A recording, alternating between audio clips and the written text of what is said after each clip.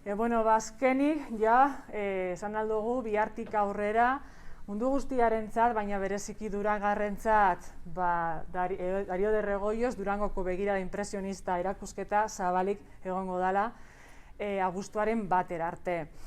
Erakusketa honetan, protagonista bat daukagu, nire atzean daukagun kuadro hau, izan ere kuadro hau daia gure bildumako kuadroa, eta erakusketa hau eta gero ikusgai egongo da betirako 3. solairuan, arte garaikideko solairuan.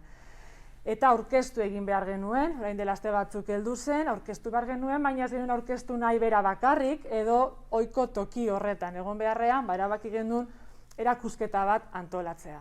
Eta horretarako bildu ditugu beste 8 kuadro gehiago, eta guztiak dira, ontzuten bezala, Dario de Regoyosek Durangon egondako egonaldiaren kuadroak.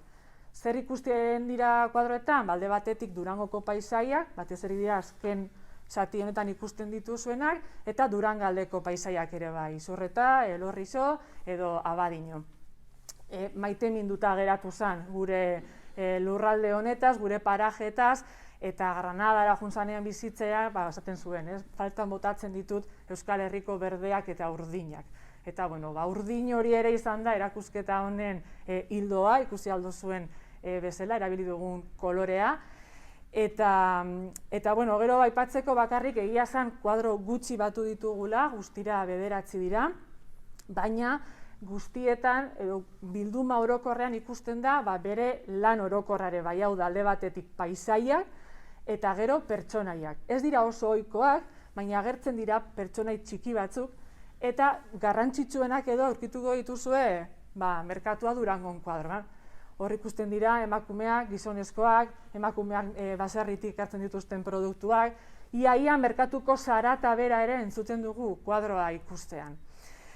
Gero ere, eskerrak eman nahi dizkiet, erakusketa posible egin dutenei, kuadroak lagatu dizkigutenoi, bilduma partikularrekoa direnak, batzuk eta beste batzuk Bilboko Arte Eder Museokoak, BBK Fundaziokoak eta Kutxa Fundaziokoak. Eta nola ez, komisarietza lana egin duen Mercedes Pradori ere bai eskerrak, eta diseinu lanean ibili diren Bikoko Emertxe eta Idoiari ere eskerrak. Eta, ja amaitzeko bakarrik komentatzea katalogo berezi bat atera dugula, bertan Dario de Regoyosen biografia azaltzen da, Durangon egondako egonaldia, eta gero erakusketan ikusgai dauden kuadroen informazioa. Salgai ekingo dugu 10 eurotan.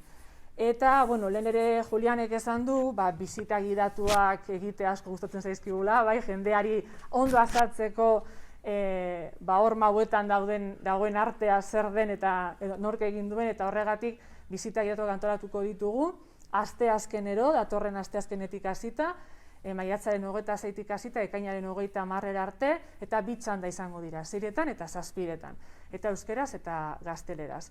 Eta izena eman behar da, eta horretaz gain, udan umeentzako tailerrak ere egingo ditugu, eta bertan, Dario de Regoyosen figuraz gain, impresionismoa zer den ere azalduko diegu umeei, eta tailer hauek egingo dira Uda Kulturaz Blai programaren barne.